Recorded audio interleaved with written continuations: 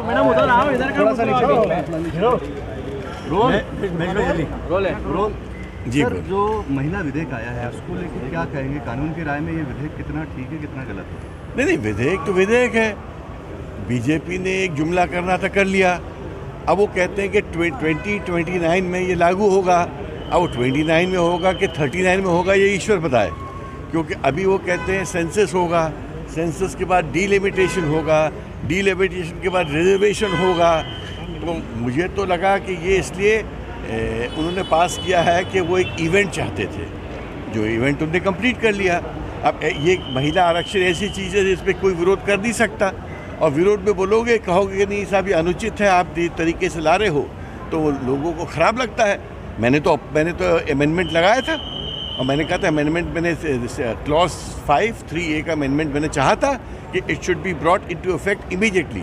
हमने कहा कि जब हमको अभी भी याद है 1993 में 73rd and 74th amendment act of the constitution आया था, इससे लोकल बॉडीज और पंचायत में भी यही प्रोविज़न 1/3 महिला आरक्षण आया था, एक आइडेंटिकल प्रोविज़न आया था, और वो भी कॉन्स्टिट्यूशन अमेंडमेंट था।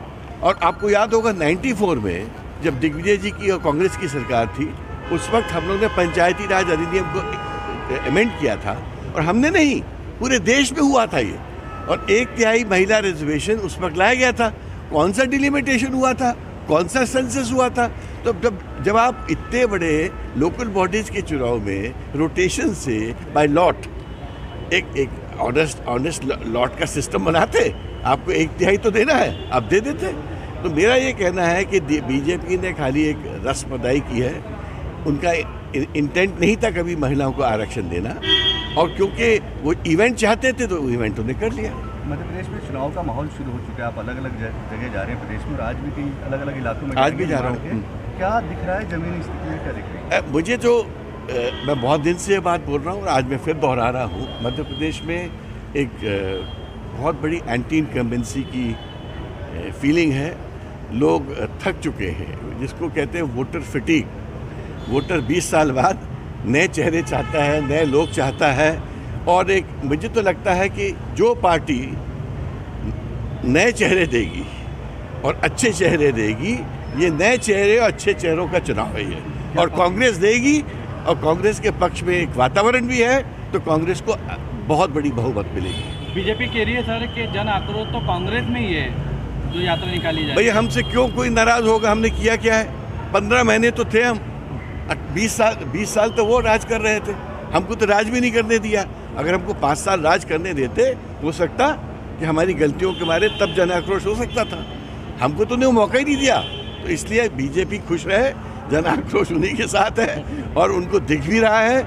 आईबी की रिपोर्ट है 60 सीट की, मुझे पता चला है अच्छे विश्वस्त सूत्रों के थ्रू कि आईबी की रिपोर्ट 60-65 सीटों की है, पता नहीं और कितनी सीट मिलेंगी उनको। सर एक बयान चल रहा है, दानिश अली के घर राहुल गांधी मुलाकात करने गए हैं, जहाँ जो बीजेपी में एक बयान जो आया था मुस्लिम सांसद पर अपनी टिप्पणी का सर।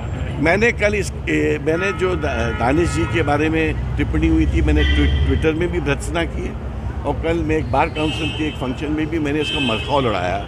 मैंने ये कहा कि ऐसी अभद्र बातें अब क्या पार्लियामेंट न्यायालय में हुआ करेगी?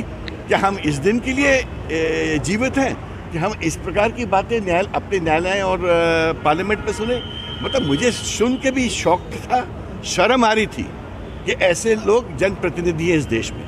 जनगणना की बात है, 2021 में जनगणना होना थी, लेकिन अब तक जनगणना नहीं हो पाई है, किस तरह से देखते हैं आप? नहीं, वो गलत है। हम लोग यही तो चाह रहे हैं कि जनगणना भी होनी चाहिए, बट जनगणना के मारे महिला आरक्षण रुकना नहीं चाहिए। देखिए, महिला आरक्षण हॉरिजॉन्टल है, दूसरे आरक्षण वर्टिकल हैं।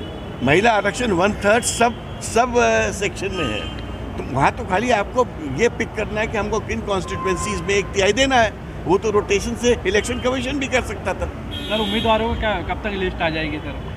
देखिए, कांग्रेस में बहुत अच्छे से और शांतिपूर्वक ढंग से एक्सरसाइज चल रही है। कुछ बातें हम लोग को पता भी है कि किस किस को मिल रहा है टिकट।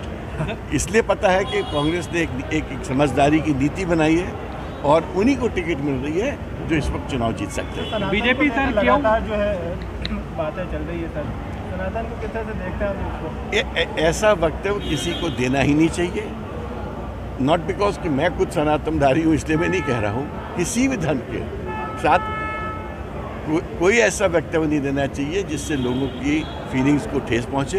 इंसान को सोचना चाहिए कि हम एक सिविलाइज्ड वर्ल्ड में रह रहे हैं, पढ़े लिखे वर्ल्ड में रह रहे हैं, जहाँ पर हमको सबको और सब धर्मों को सम्मान से बात करनी चाहिए। भोपाल में सर मोदी जी हैं, आज भोपाल में बड़ी सभा हो रही है। अच्छा है ना, मोदी जी का अभी तो बहुत दफ़े आएंगे क्योंकि बेचारे परेशान होंगे ना, इस वक्त उनको परेशानी होगी कि उनकी पार्टी हार रही है।